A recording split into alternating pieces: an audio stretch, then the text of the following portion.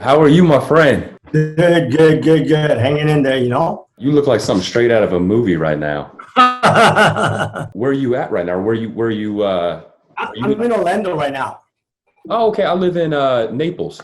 Oh man, I know all about Naples because I had a house forever in Fort Myers Beach. How long ago was it? I've done some jobs there in Fort Myers Beach. Oh, that was in the government took it in 1990. Oh my gosh.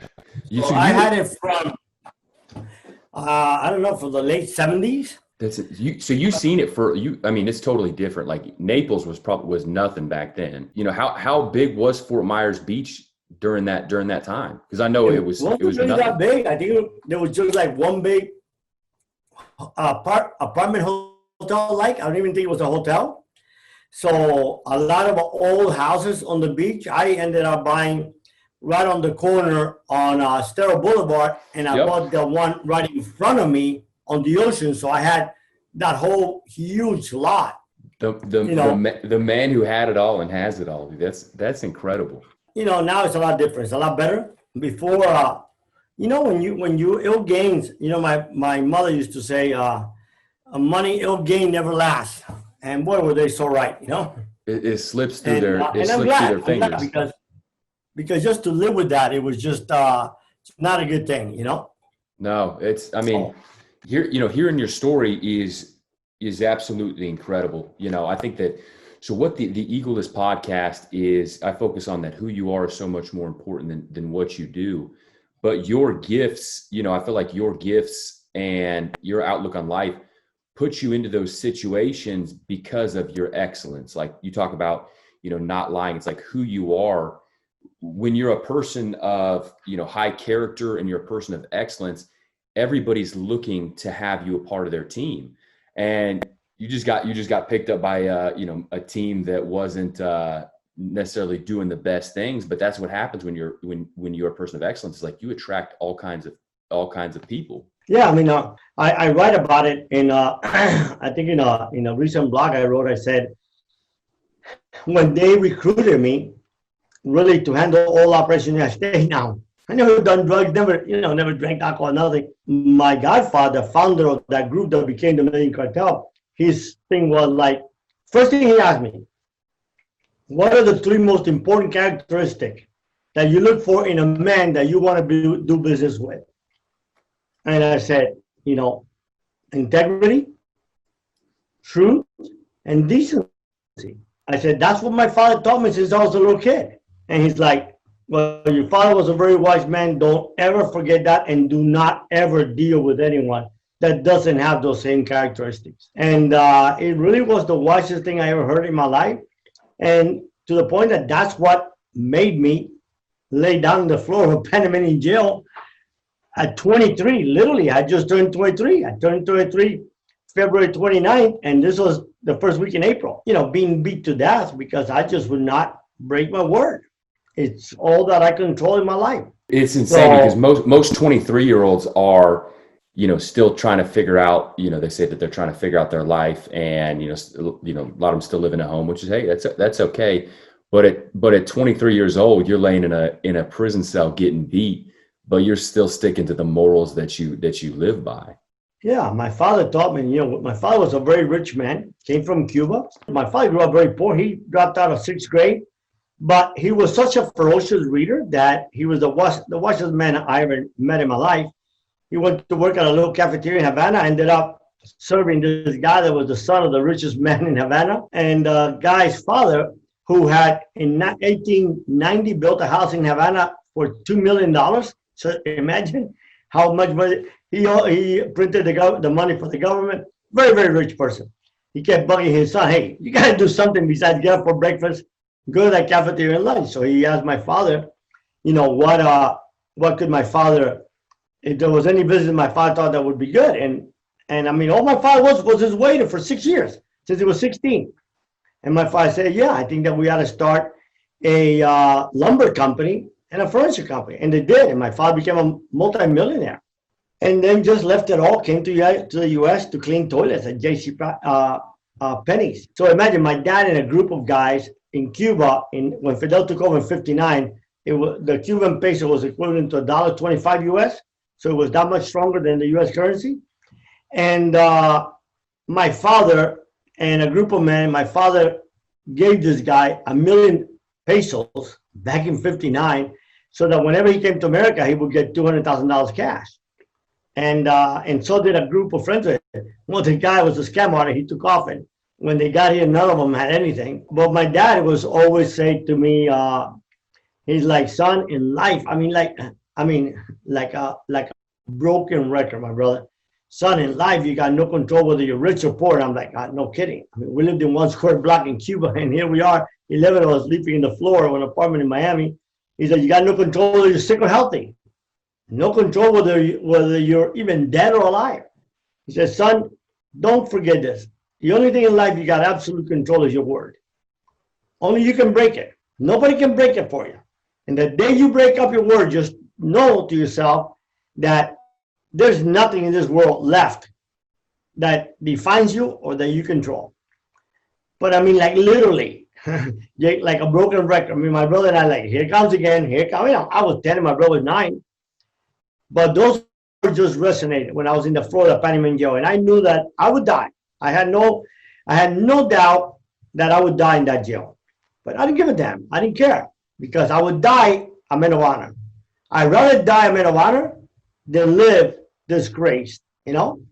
And mainly because, not even for me, because I've always been one that not politically correct, couldn't care less what anybody thought, because I always thought that if it was going to be, it was going to be up to me, you know? I had a vision. One of the times that they beat us, because they would beat us till we pass out and then come and beat us again. And one of those times, I had this vision that my son, who, when I went to prison, was only 6 months old, but he was grown now, and I was shaving, and he came over and he was crying. I'm like, why are you crying, son? And he says, because they said my father is not a man. And I'm telling you, that moment, that vision, I said, you know what? I don't care if they kill me. I don't give a damn. Because after a while, the truth of the matter is that the pain doesn't hurt anymore. Well, what works on you in those foreign prisons with the tortures is your mind. Because what I was afraid of, and the only thing I ever been afraid in my life, was to lose my mind, to be a vegetable to my parents, sitting in a wheelchair or in a mental institution. And I'm like, no, you know what? Shit. I mean, if I die, I die. Doesn't make any difference. So, you know, bring it on. And that's how I survived those 28 days. No food, no water, no toilet, nothing. It was just a filthy ass dungeon. And once a day, they would turn on this spigot of water in the ceiling, and through this rusted metal pipe, it would drip water out. So we would always try to lay where the water was going to come down, in case when they opened the water, we were passed out, you know? So we're always trying to like lay right there.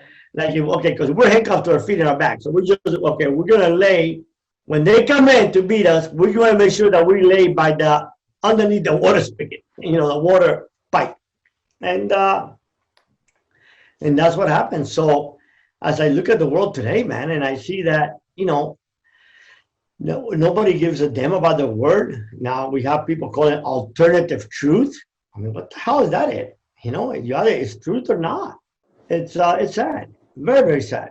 You know, what I love about these conversations, because I don't do the podcast and you know, helping people for money. It's what I love to do. What I love most is when I get into situations like this, is like that whole story is, you know, I look at it like a mind map. You know, when you draw one thing, and then you can go all kinds of different right. directions. There's so much in that.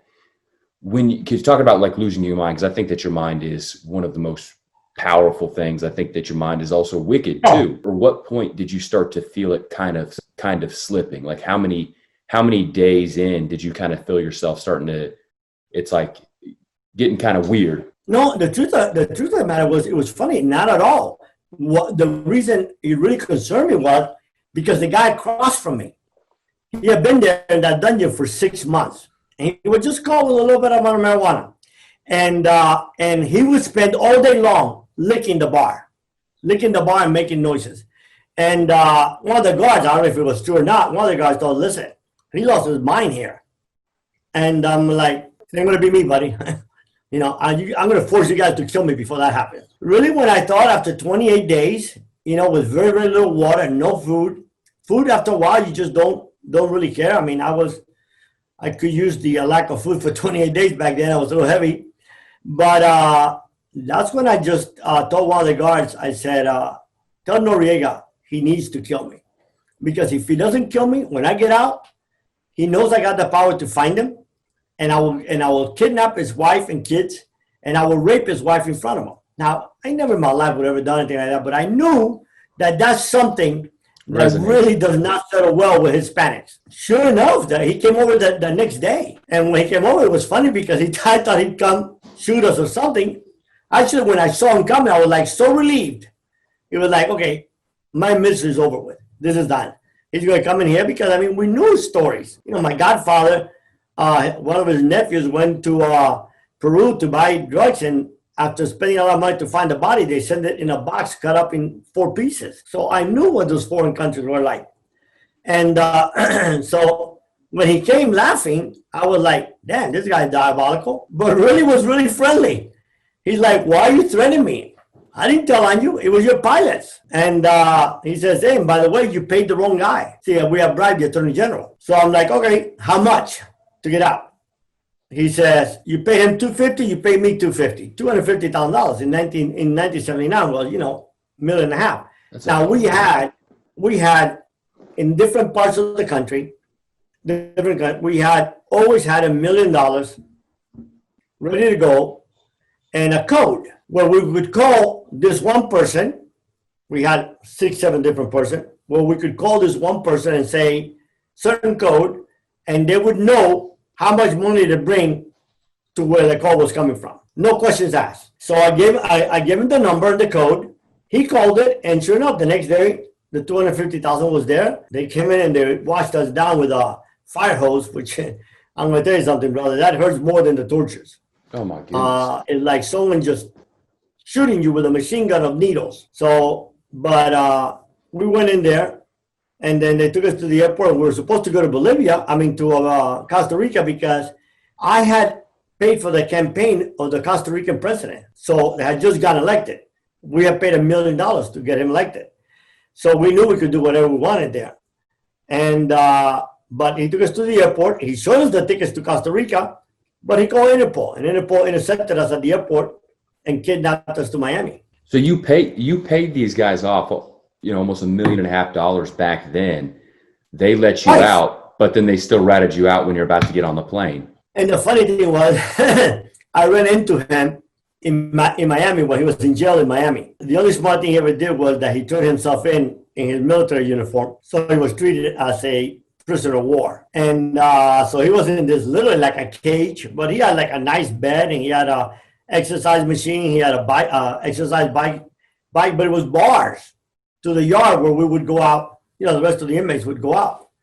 And I walked up to him, and I'm like, General, you don't look that tough in them orange outfit like me. He would never. I said, don't you remember me? Of course he didn't remember me, but he wouldn't even look at me in the eyes. It's amazing what happens when people get off of that level of power, because I think a lot of people's power doesn't come from internally. Internally, it comes from a position to where when they're in that position, they're somebody special. But when you take that away, they're just like everybody else. Yeah, like I said, I did a YouTube that I call it the difference between moral authority and positional authority, right? Like Pablo Escobar, I tell people, Pablo Escobar never had any moral authority. He had positional authority. So what's the difference? Well, positional authority is the authority you have over someone that either fears you or needs you. So like if you have a company and your employees desperately need that job and you treat them like garbage, you got positional authority over them, but you have no moral authority. And then moral authority is what you earn, right? Throughout years of being a person of integrity. And it's the authority that would make people die for you. So Pablo Escobar had no moral authority, he had positional authority. Positional authority ends when people don't need you anymore or don't fear you anymore. That's right? That's a scary place. Yeah. So, and it's very, very difficult to have people, sometimes people just, it goes to the head, goes to the head. So instead of earning people's respect and people knowing that, hey, he's always going to have my back, and perhaps that's why me and my godfather and maybe two or three others are left from thousands of us. One of my favorite books is the laws of human nature. It just talks about, us as human beings. And, you talk about positional authority. That's the same thing that Stalin had. And you read stories about what he would do to his generals. He'd get them drunk and make them dance together, and just treat them like garbage. And he would, if he messed up one time, he'd kill him. So these people are all fearing him. But when he had a stroke, if one of his generals would have stepped in and got him some help, he would have been able to stay alive. But once he was in a position of weakness and didn't have that positional authority, they didn't need him anymore, and they weren't scared, and they let him die. And I think that's where a lot of people, when you look, because you look at all the, you're in a unique position that that's I've never even heard of, because you can look back now and see the progression of all of the different drug lords and the rises of power that have come up. You were in it. You didn't stay in it, because you've got Pablo Escobar, and then you've got all the other drug lords that have been in power, but they haven't been in power that long, because there's always somebody else that wants that position. Yeah, because all they ever had was positional authority, right? As a matter of fact, if you look at who brought them down, all the drug lords, really in reality, is their own people. I mean, the United States wants to take credit for killing Pablo Escobar, but I'm going to tell you something. It's a bunch of crap. Number one is his son is right, partially right. I believe he committed suicide, because he would always tell me that he was never going to be brought walking to the United States. He was going to be brought laying down. And when he saw that it was coming to the end, he shot himself. And so everybody wants to take credit for killing Pablo Escobar. But yeah, I mean, I'm sure a lot of people shot at him afterwards, but he committed suicide. Look, he knew he could not be on a phone more than 2.5 minutes, and he had 30 cell phones. So whenever he wanted to talk to his family, he'd get on those taxis in that neighborhood that no one in the world would ever do him any harm. He was God there. And 2.5 minutes, hang up 2.5 minutes. And then but what happened, what he saw was that his family was coming to the end, right? Because the people that were really persecuting Pablo and really, really brought him down were the same Medellin cartel. It was the same guys that finally had it fed up with him, fed up with his way of being. When he killed those two brothers in that movie, which really in reality didn't happen like Narcos has it. I know exactly how it happened from someone that was there. He knew that they were going to get him to the family. I mean, he sent the family to Germany. They sent him back. They didn't even let him get off the airplane. He tried to work out a deal with the U.S. government. I know that person because I was involved in that, and that was rejected. Stupid. That was a big mistake on the Clinton administration, because they could have stopped. They were not going to eliminate drug trafficking forever, but they could have stopped it for 3-4 years. He was making a deal with them where he would turn in every lab and every airstrip in Colombia, and hundreds of millions of dollars. Soon enough, somebody else was going to come along, and then we're going to regroup and all that. But you don't build airstrips and you don't build labs and all that overnight. No, years. So maybe not years, but a year, 6 months, 7 months. But even beyond, just the implication of someone telling on all this organization would have made a lot of people run for cover. Or what was he? Was he just wanting amnesty, or what was he wanting? Nope. All he wanted was his family to be allowed to come to the United States with $5 million. That's it. Nothing for him. That seems like that seems like a no-brainer trade. Yeah, and some punk in the Clinton administration said, "We don't deal with the enemy." I'm like, really? You got to be shitting me, man. And that's really what this my whole thing is about is egoless. Is like we let our egos get in the way of some of the best things in our life. Sure, is the common denominator between all the drug lords that have died. One common denominator: ego, selfishness, and greed, which are all combined. And if you look at like this production that I just did that's coming out at the beginning of the year, they asked me a question no one ever asked me, and it's true. And I just answered off the top of my head. They asked me, like, why was it that Pablo Escobar, El Chapo, these two guys that work for me, Salvador, for example, why was it that they had as much money as you, as many airplanes as you did, probably more, as many fake passports as you did, probably more. Why couldn't they just leave for a foreign country with no extradition? And yet they stayed, and yet it was so easy for you to quit. And I said, real simple. Because for me, I never considered myself a drug dealer. I was a businessman. And in 1976, 77, 78, when I was heavily involved, I said, our clients were the high society of America. I mean, we were not even on the DEA radar. If you see the interview that I posted with the DEA agent that was undercover in my I case, did, yeah. he will tell you. I mean, there's a part, I don't know if I posted a part yet, where he said, look, we didn't even know much about cocaine until Yeah, he we said found he out didn't even about know it you. existed. Yeah, until they found out about me. How did they find out about me? Through my attorney who betrayed me. Because prior to that, probably no ever. The United States DA does not have one single compromising picture of me. They don't have one single wiretap of me. They don't have anything.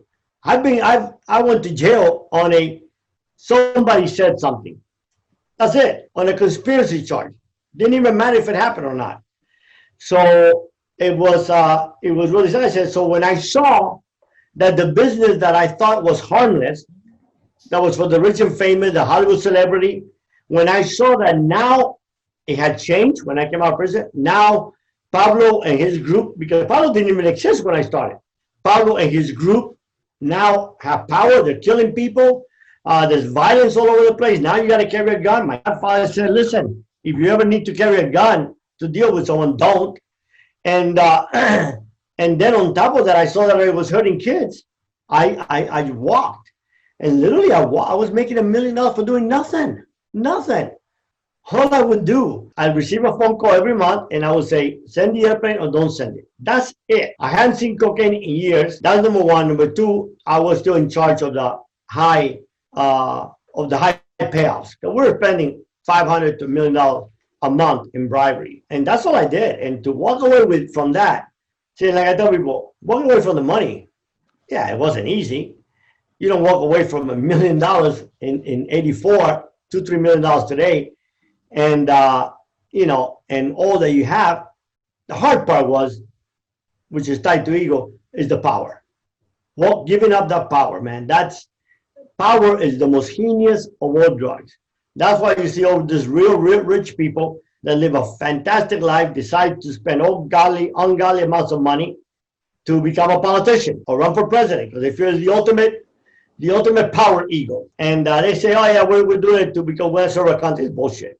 I think that, I don't know, man. I don't know when was the last president that truly really felt that he wanted to run, to make things better. I just see, yeah, no, you're right. And I'm glad, I look back because I know you're a Christian too. And I look back after, Noah's time, all the wickedness in the world when the flood came, and instead of living 800 years, now, God said, hey, you're only going to live 120 years at max, because you look at the power, it's so true. It corrupts, absolute power corrupts absolutely. And I couldn't imagine that all the time.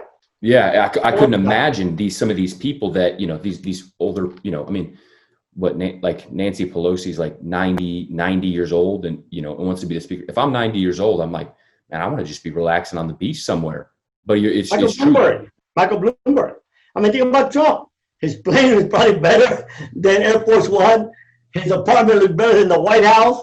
He had a good-looking wife. Everybody loved him.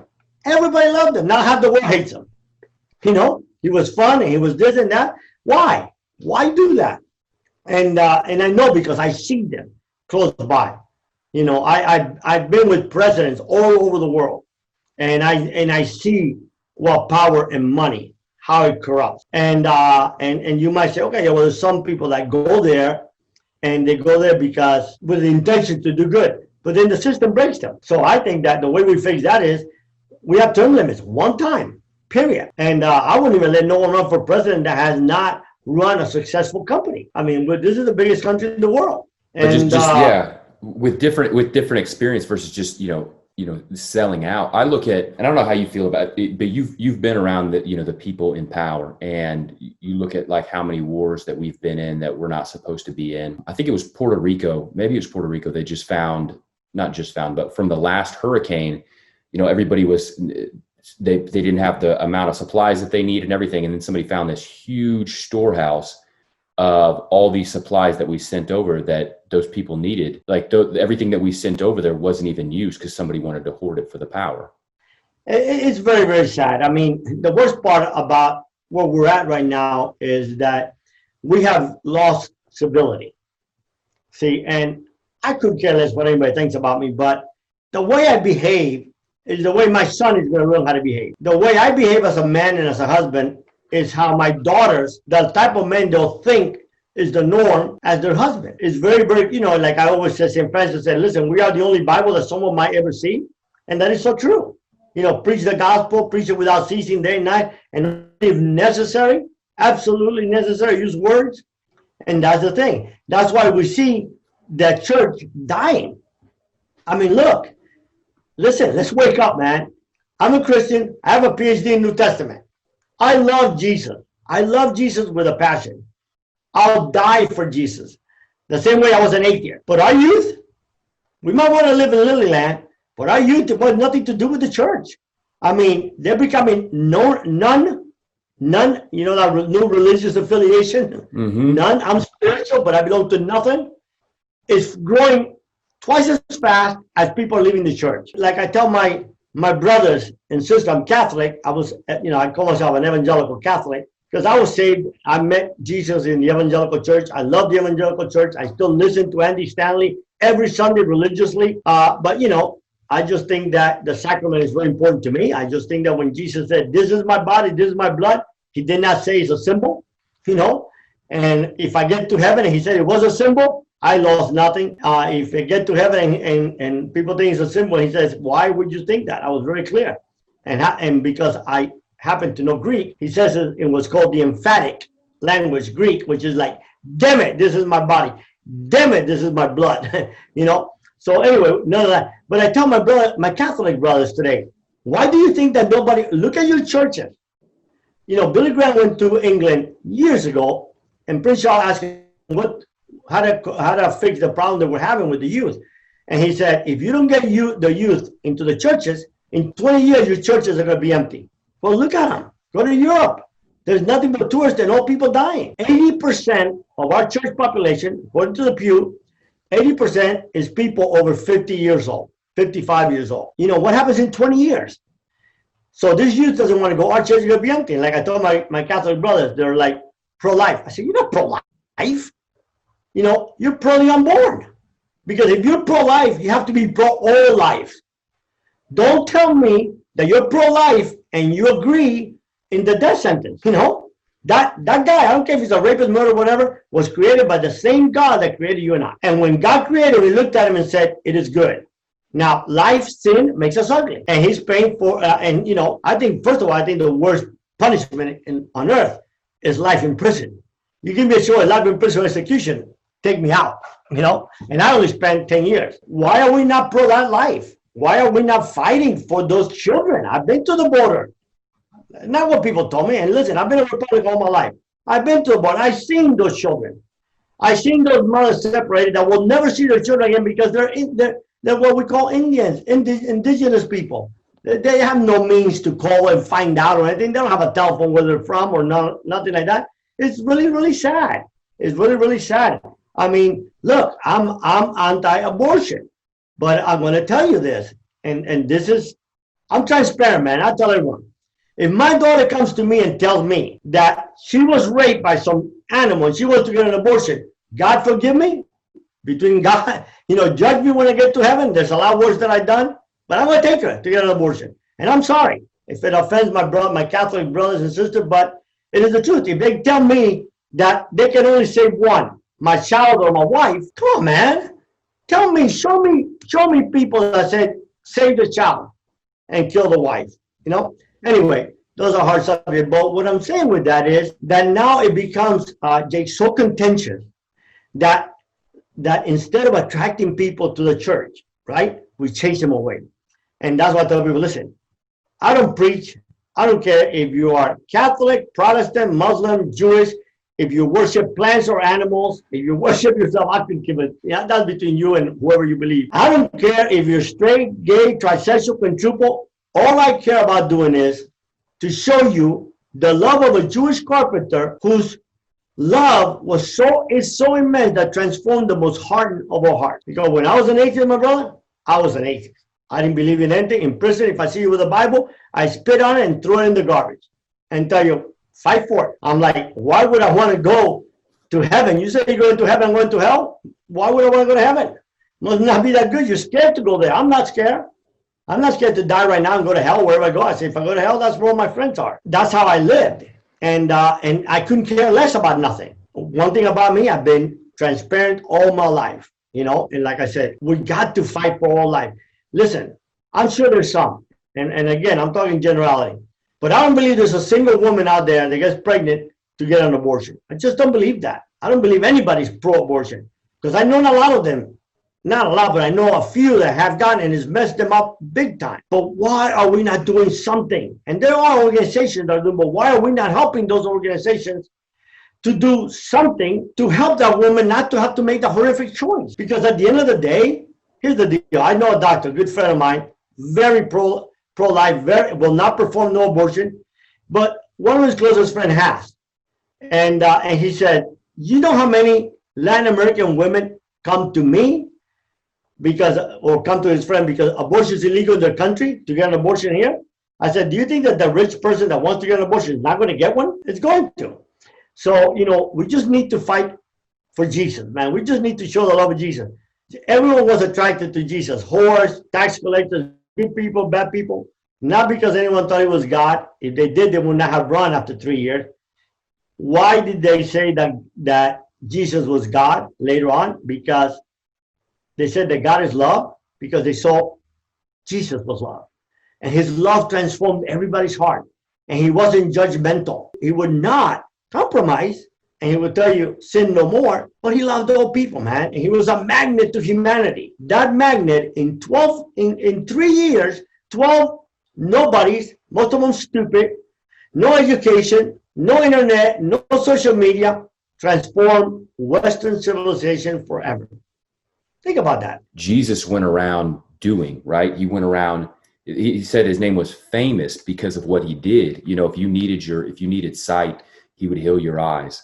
If you're, he said, stretch out your withered hand. He went around meeting people's needs and solving their problems before ever preaching at them. And it's crazy that human beings, we can read about him and we can, say, hey, we are Christians, but I don't think that they really are Christians. They believe in, they do believe in Jesus.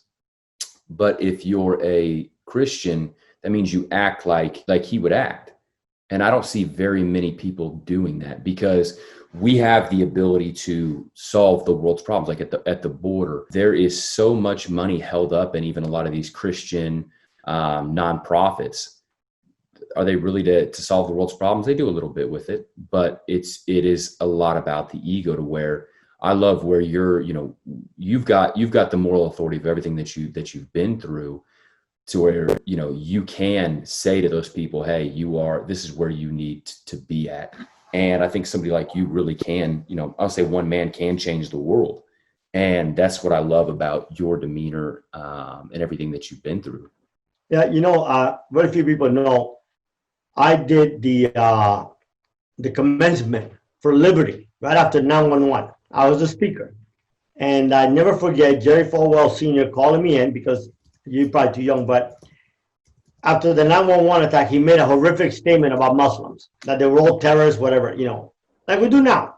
Like some priest out there said that all Democrats cannot be Catholic. Well, I know a lot of Democrats that are very pro-life and fighting within the framework of their party, but they believe in a lot of other things that our party has lost. Anyway, long story. I remember him asking me and looking at me and saying, Dr. Valdes, do you think that I was wrong? And I looked at him and said, Dr. Falwell, in honesty, yes. You threw everybody under the same umbrella, and that's not right. Yeah, those radical Muslims that attacked us, are animals, and I'm sure there's many like them. But the truth of the matter is that there's many that are very good people, honest people. I remember I had a friend of mine who was a Muslim. His name was Tony, my partner, and we were got in a truck, and all those service women were after him. Really light-skinned African American, good-looking kid, and I mean they were begging him to have sex with him. Right? He never did, and he said, he said, George, I listen. I was having sex with a prison employee in the chapel because no one would look at me. No one makes sure because I was convinced no one would be looking in the chapel. So and he would I would say to him, "Come on, Tony, don't be stupid. Who knows what your wife is doing out there?" He says, "It's insignificant." He says, "My faith dictates that I am more than a 3-second thrill." Well, ended up that his wife was cheating on him with his best friend, and he found out about it. And I'm like, "Aren't you sorry all those wasted opportunities?" And he's like, "No," and I still would do it again because my actions don't dictate her behavior. I am who I am because of what I believe and what I stand for, not because of what she believes or what she stands for. When you're a good person and you're a decent human being and you're a person of integrity, it's not conditional upon the person you're transpiring with being the same. I knew for a fact that the people that I was keeping quiet, not all, but most of them, would betray me one day. And years later, one of them, the guy that did not, looked at me and like, "Didn't that ever cross your mind?" I said, "Oh, I was convinced I was going to be betrayed. One of my closest friends betrayed me over $40 million, 20 some odd $million. Cheated on me with my first wife." I said, Manuel, when I laid in that prison cell, my action was not going to be dictated upon what I was doing. I wasn't doing it to look good for them or that I feared them or that they would do the same for me. I did it because that's what a man does. I did it for my kids. My kids will never walk down any street in the world and have to turn their backs because of their father. And that's all I care about. And such and confidence my life, comes from that. it doesn't matter. It is. And look, for a long time, no one heard about me because I kept it that way. Because in reality, until recently, when I started saying the richest guys in the drug business in Colombia, no one even knows about. Pablo Escobar was by far not even among the 4 richest or 5 richest guys. He was the most brutal. He was the most violent and ruthless, but not wealthy, not wealth-wise. Because the real smart guys, they don't advertise. No, they don't want it out there. Will you tell me that just, coming off, I feel like this is a good, but coming from, we're talking about, your friend who, whatever they do doesn't dictate what he did. And that confidence comes from, knowing that that, hey, I don't lie. Having that confidence saved your life at a time when Pablo Escobar put a hit out on you. Can you tell me that story on here? So one of the things that I've done, which is I just recently wrote this book, Narco Mindset Journal. I bought it on Amazon. I can't wait for it to get in. Because my young son, at the age of 16, overdosed. Long story, but today he's very, very successful, very, very committed Christian, beautiful wife, beautiful little daughter, a millionaire, 29 years old. And I need to meet him. That's a God story. I love that. He was living with his mom, and in reality, he didn't have no controls. Came to live with me, his whole life changed. And he's the one that urged me to do it. He said, "Dad, let's do this." Because everyone asked me, how was it that I became what I am and reached where I reached? And I'm like, really just things that my father taught me. So we started writing that journal, right? How to transform people's mindset, personally, family, and business. Because it's all about mindset, right? I mean, I survived with that because of my mindset. I went to prison, forfeited everything, came out, earned a PhD, and then built a multi-million-dollar business. Why? Because of my mindset. Nothing else. I haven't invented a damn thing. I'm not the smartest guy in the world. One of the things that I always did, which is one of the principles that I have in the journal, is called win-win. I always, both of my companies, legal and illegally, I believe if one common denominator or one of the main denominators was because I always believed in a win-win. When I was bringing in a load, let's say we're bringing in 600 kilos today. Well, my godfather and I would do is 300 belong to us.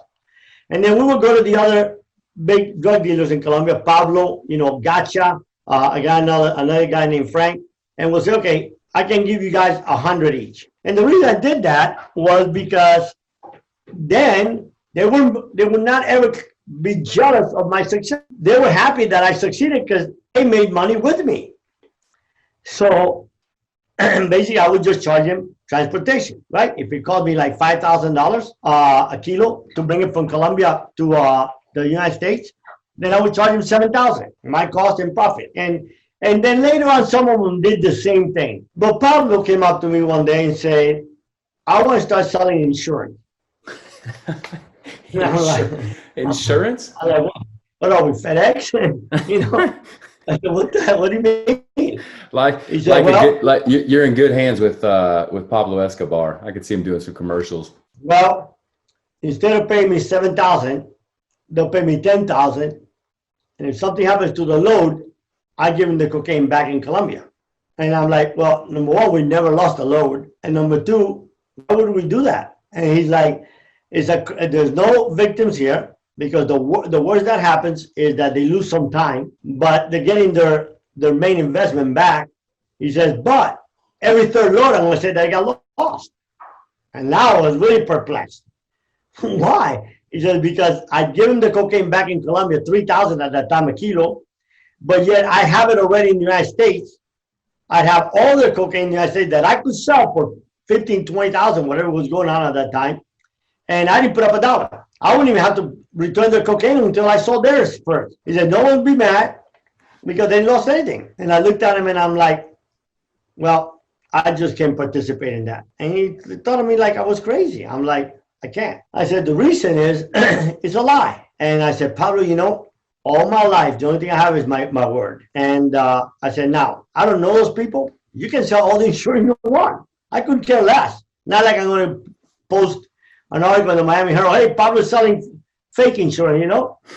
So fine, it went on, and I don't know how many times he did it. And then one day, this guy that worked for another one of those big drug dealers who Pablo killed, because the guy, legend goes, I don't know for sure because I wasn't there, but legend goes that he was at a New Year's party and he said, hey, Pablo's got all the fame, but I got all the money. And Pablo did not like it and killed him. So anyway, long story, I did a lot of it for this guy who was his right-hand guy in Miami, but was also an assassin. So I get a phone call one day. His name was Victor, and he's like, I need to meet with you. And I saw the urgency. And I went in and I met with him at a mall in Dayland. And I said, what's up? He said, I got a contract on you. You got a contract on me. Pablo said that you disrespected him by using an airstrip that belonged to them outside of Houston in Mexico and without permission. And I'm like, well, first and foremost, I never known of any airstrip that we ever have used that belonged to him, number one.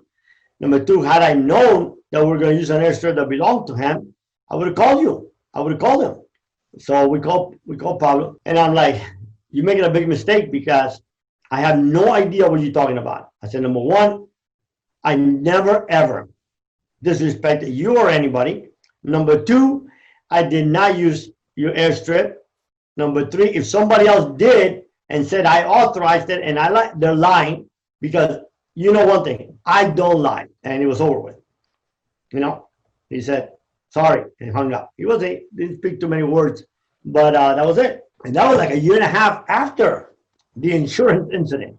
You gave and said, hey, we're going to be a win-win. You're making everybody happy. And it's so insane that ego will make people, ego, pride, and power will make somebody kill somebody over nothing. It's like you can look back and like, man, all the good stuff that Jorge did for us, but then one little thing to where they feel disrespected, and they wanted to kill you. Literally, human life meant absolutely nothing to them guys. Nothing. And the worst part was that if he ordered a hit on you, he would kill every male of your family, any brothers and any children that you had. He would forgive the girls.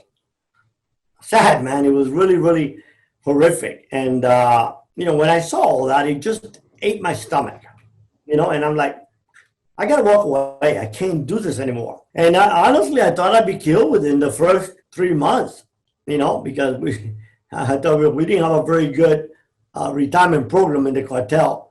So, the thing that they couldn't deal with is the unknown, right? Why is George walking away when he ain't doing crap? He's making a ton of money for doing nothing. Why would he want to walk away from that? There's no investigation going on.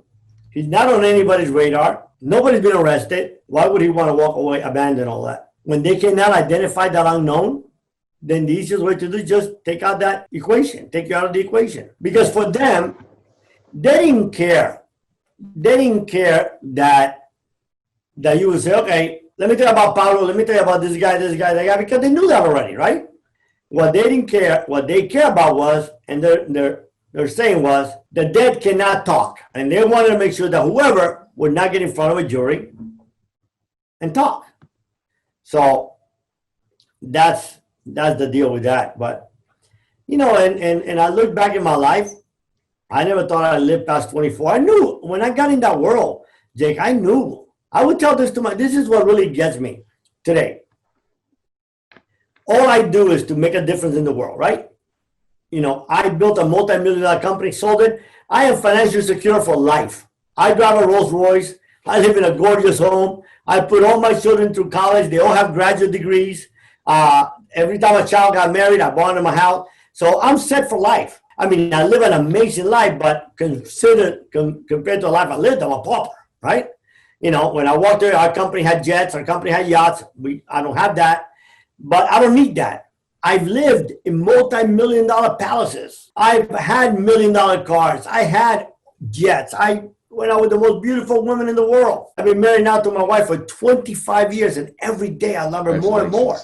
And, you know, and the thing about it is that I tell people, if you're not content with what you got, you're not going to be content with anything. So what I do is to make a difference in someone's life, because I believe, I tell this all the time when I speak, when the pages of history are written, do you care if history remembers your name? History doesn't remember anybody's name because they made a lot of money. It remembers those that have impacted other lives. Mother Teresa, people like that. With that said, I want to, what I'm doing now is, I mean, it's costing me money. Our mission is, all my speaking fees, all my book royalties, they go to buy books to send to prison. So far this year, we sent almost 30,000. That's incredible. So that men and women and children that have no hope can find hope, can find redemption.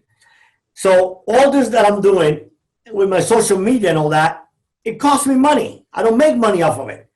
And it's so difficult to get people to join on and to say, hey, I'm going to subscribe to your channel. I'm going to follow you. I'm going to spread your word, because you know what? You're making it a better world for our kids and my grandkids.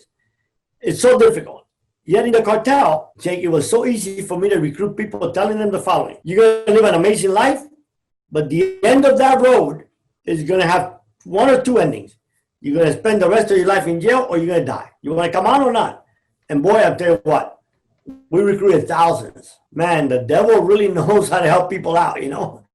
Whereas, you know, you're trying to do good. And, you know, even when we were in the cartel, man, we did so much to help so many people. If I knew you had an not-for-profit cause, we'd give you money. You know, people say, oh, it's bad money. Listen, it's all green, and you take it from ungodly hands to godly hands, and that's all that matters. And we did, man. We built hospitals. We built all kinds of things. I built, about 7 years ago, we built the only Catholic chapel inside any United States prison at Angola, Louisiana, where men are never going to go home. You know, I'm fighting in what I say, where I speak against prison reform. I'm fighting against end this criminal justice system. I'm fighting for, when they talk about this Black Lives Matter movement, I'm like, look, first and foremost, it does not matter. I don't care how many, if you burn the entire United States, you're not going to make people that don't like you like you. That's the bottom line. It's been happening since humanity. But what does it even matter? Let's say we convince every white person in the world to like every person of color. What difference is it going to make if in the next 10 years, 8 out of 10 African-American men and Latinos are going to be in jail? So why don't we rebuild these communities? Instead of protesting, you know, I love the sentiment of the Black Lives Matter movement. I hate the organization. They stand for things I don't stand for. And to me, like I said before, all lives matter to me, every life. But I've been saying this since I used to do gang revivals In 1998, I went in Chicago. As a matter of fact, I just got an email today. I'll tell you what, I'll read this to you because, this is really, really powerful. And this is a guy literally with no help from anybody, just out there in Chicago. And his name is John Martin, and he writes to me. He says to me, you spoke in Aurora, Illinois at my church and ministry I ran called God's Gym. Aurora, Chicago, just anyone from Chicago, it's all gang area, okay? In the early 2000s. We bought cases of your book and tapes to use in our ministry. Your story has changed so many lives in our community that you will never, ever imagine the impact you had. I'd like to talk to you about a project I'm working on regarding the church now. I've been to those communities, right? And we had a truce. There was a big war between the Latin Kings and the Bloods. And we had a truce so I could come and do this revival. And I had gang members from both sides attend at different times. They didn't come to the same event. But what I saw was how horrible, man, that Latinos were killing Latinos and blacks are killing blacks. Every child born in that community has no chance in life. And we need to revive those communities. So we need to raise awareness of our athletes and our entertainers. There's a lot of money in the communities of color. The richest athlete in the world is a Brazilian, Ronaldo, and the richest basketball players are all African American. We have a lot of money. But you know what happens, Jake? When we make it, we leave, we move to the community that we have been bashing all along, and then we don't look back. I mean, there's some. I'm talking generally.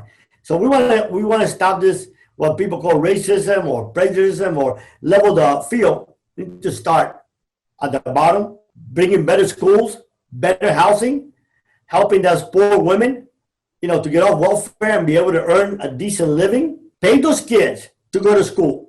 We want to give a check to everybody. Well, pay those kids that cannot afford to go to school because they have to work. Pay them to go to school and get a vocational trade so they can earn. Nobody is born wanting to be a criminal. Nobody is born wanting to sell crack or sell amphetamine or opioids.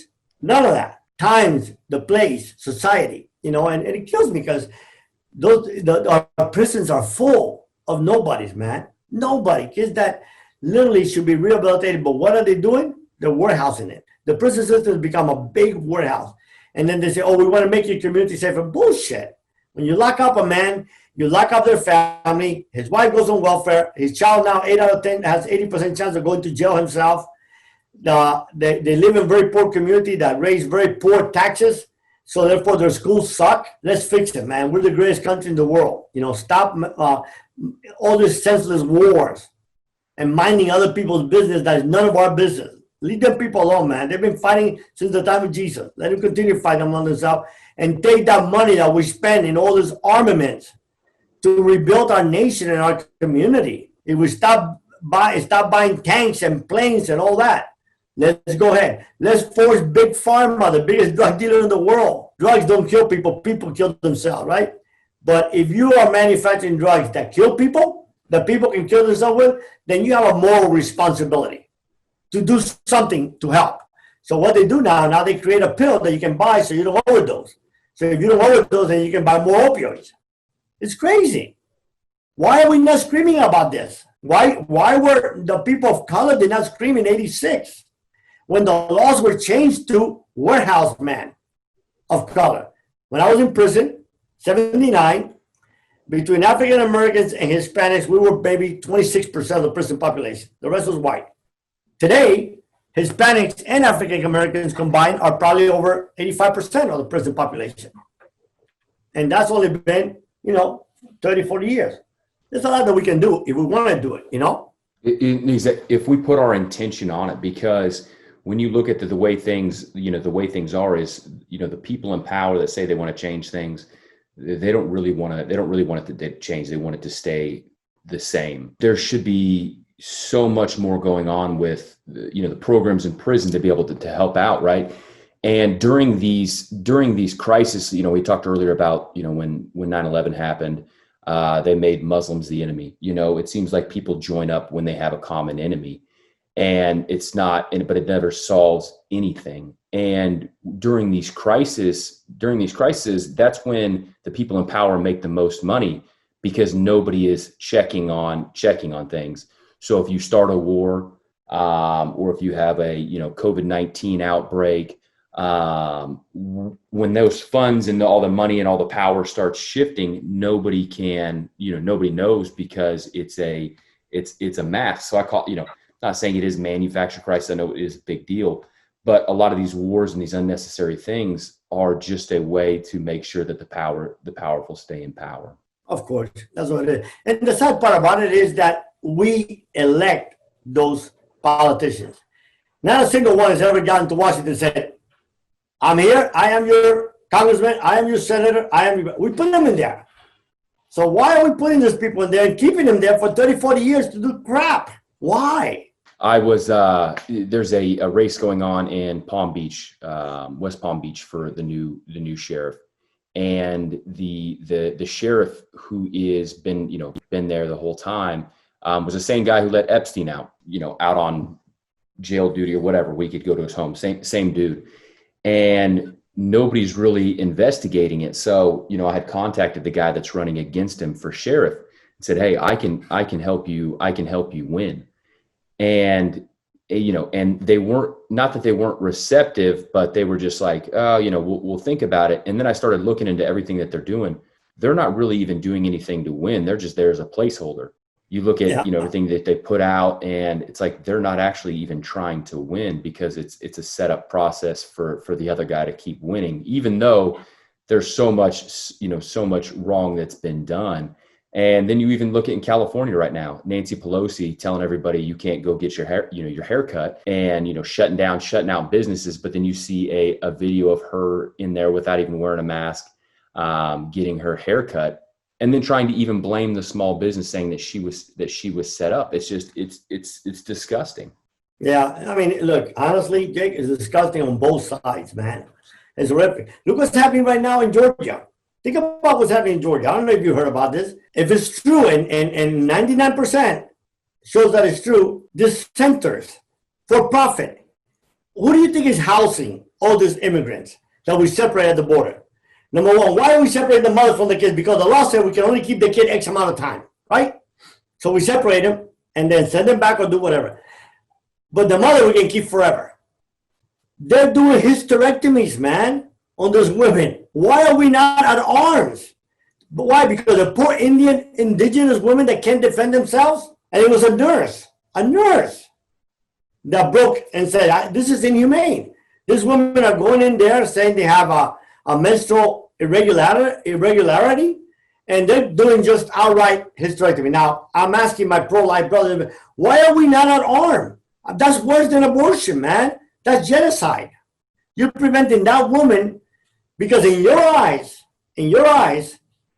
she means nothing from ever having a child. In reality, you want her to have a not to be able to have a children, but we're not, right?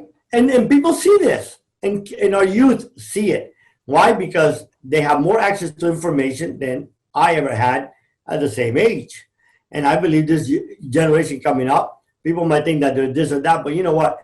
If a kid is out of touch with reality, it's not the kid's fault. It's the freaking parent, That's the bottom line, because none of my kids are out of touch with reality.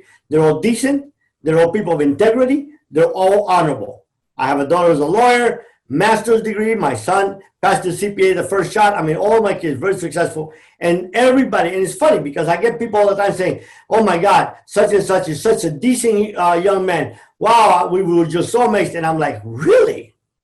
You're amazed that someone is what they're supposed to be, respectful and decent?" My son comes up to me and said, "Hey, Dad, what would you have done to me when I was 12 years old if I started calling people nicknames?" I said, "I would bust your mouth. If you don't have respect for others now, you're not going to have respect for others later." It's like I've been to so many times. Like I've been in, I go to Disney, I get in those buses that move you around. How many times I get up for elderly people because young people will not, I'm middle age and 40s and 50s won't get up for an older person in their 80s. I'm 64, man. I still call yes, sir, no, sir. And all my kids say yes, sir, and no, sir. So, don't blame the youth. Blame the parents, I said, there's no bad kids. There's out of control parents. That's the bottom line. And that's what we see today on both sides of the aisle. It is horrific. It is horrific. And the division in America, it's gotten worse and worse. For the first time in my life, I'm talking to a friend of mine in Mexico. I have a house in Cozumel. And this person wearing a MAGA hat comes out to me and says, "Speak English, boy. You're not in Mexico. The president is going to make sure that you go back to Mexico and don't jump the border again." I said, "With all due respect, sir, I am not Mexican. I would have been proud to be Mexican. I am a Cuban. But I need to let you know something. For 200 years before you immigrants showed up in this land, we spoke Spanish in America. 200 years before you all came and spoke the first English word here. So know your place." And I mean, my God, I've been here 54 years, Jake. I've never had anybody say that to me before. I can't have a conversation anymore with anybody that my opinion is towards one party or the other. If that person, even though we've known each other forever, is of the opposite party. Because we can't have dialogue anymore. Dialogue doesn't exist. You know, it's like I did a post today. We wake up every day, we're inundated with this hatred and this ugliness, and people share it. I had a friend of mine share something very, very horrific. I've had him both ways. I've had him against Trump, and I've had it against Biden, and I've called them both out. I said, "You know what? I know you guys are individuals. I say, you're men of God. I said, you're better than this, man. Talk about how you disagree with a person's platform. That's okay. Talk how you think that your candidate is going to make it better. That's perfectly okay. But you guys are Christians?" I said, "Do you remember that old hymn? They will know we are Christians by our love." I said, "You freaking guys have no love, man." It's so sickening that I got off Facebook for a long time. Because I mean, I'm still Cuban and I'm hot tempered and, you know, and I should just shut up and let everybody be miserable. There was a study, 60% of all Twitter accounts are bots, 60%. And so you think about how many online profiles are fake, and we can't, you know, when they're made in ways that we really don't know whether that's a real person, you know, posting something, or whether that's is a bot. 2020 was in my mind, and I'm going to keep, you know, and I'll keep pressing on this as, you know, for my fight, is that I feel like 2020 was a test of where humanity's at, because you look at the internet connects everybody in the entire world. How do you react? Because they save every single thing that people do online, every fake news that people post, every, you know, time that, you know, people comment something, they know what triggers you and what doesn't. And for me, it was a big control test, and we made decisions as not only government leaders and people. We made decisions based off of what 60% of, you know, bots pushed, because in our minds, perception is reality, and those accounts Exactly. are just as real people to us. So it's gonna with what you're doing is I love, and I want to be able to figure out how I can support and be a part of, you know, in any way, because those are the things that have to be done. You know, you look at, there's so many people that want to save animals. Hey, I want to save animals too. You know, there's, you know, a lot of things, but really what it comes down to is let's take care of what needs to be first. And I'm excited to see where you're going. I appreciate that, my brother. Yeah, you know, we got to bring civility back, because it's not about us. I mean, sooner or later we're going to die, you know, and it's so sad, because like I tell my children, no matter who you like as a presidential candidate, 4 years or 8 years, it will change again, and it will change again, and it will change again. And one party is going to be in power one term, the other one's going to be in power the other. It's been happening since 50 freaking years. You've never seen a party stay in power more than 8 years.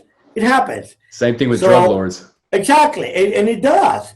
And I said, but the thing about it is how you behave as an adult is how our kids are going to behave. And we're not ugly, man. You know, Tocqueville said that he came to America looking to see the greatness of America. He said, you know, I went to its infrastructure and it wasn't there. He said, you know, I went to his building, his factories. It wasn't there. He says, I visited on and on. He says, but then I went to a church and I saw it there. America is great because Americans are good. we are good people, man. Even those that hate each other horrifically, even on and on. We are, as naturally wise, we are nature under God, and we are good people. But we can't continue to let the media, number one, the biggest proponent, uh, teach us or force us or lead us to become uncivilized. Let's disagree. Disagreement, dialogue is what makes us better. You showing me your points of view and me showing you my points of view, we both learn from each other, right? My godfather said, listen, you can learn from every human being in the world. All you got to do is keep your mouth shut for a while because you can learn from anybody. But, when I express my opinion, and I'll close with that last story. I don't know if you've seen in LinkedIn, James Altucher wrote this article about New York is dead, right? And I did a YouTube about it, and he broke it down, really methodically. I mean, very, very analytical. Well, Seinfeld didn't like it. And his rebuttal wasn't that, no, that's not going to happen. No, his rebuttal is insulting the hell out of the guy. I mean, with horrific language. Why don't you, the guy gave you facts. If he tell you that X amount of buildings are empty and not going to be leased, rebut it. If he's telling you that the internet is changing the way people will come back, rebut it. If he's telling you that the theaters will not open up at 25% capacity because at 75% they go broke, rebut that. But no, you schmuck, you this, horrible. So I'm like, really? And I don't know how many hundreds of thousands of views it's gotten, because is that the world we're in? If it bleeds, it reads, I guess so. But, I'm just old school, man. Like the DEA agent that arrested me when I came to the United States from Panama, he said, look, I just want to tell you, like you're a dinosaur. They don't make him like you anymore, because he says, I've been an agent for 30 years. No one. I would have bet my money that everybody breaks. I'm like, well, because God made me different. So, but we just got to go through life and be who you are, man. You're a young man. You got a whole future ahead of you. Let people know you for what you do to make this world better, not for what you stand against. We're known for all. We hate the Democrat, we hate the Republican, we hate pro-abortion, and we hate pro-life, we hate pro-choice. I mean, it's all about hate, man. It's like, dude, get over that. That ain't going to make nobody's life better. That ain't going to change nobody's life. We can make this world better. One person, and Jesus, to me, is a majority. The greatest movements in history have been done by one person, not a lot of people. One person. God doesn't need our ability. He just needs our availability. And that's true. God he can make unbelievable things out of very horrific things. This was one of my favorite interviews, and I appreciate you coming on. I know, Matt had connected us. Amen, brother.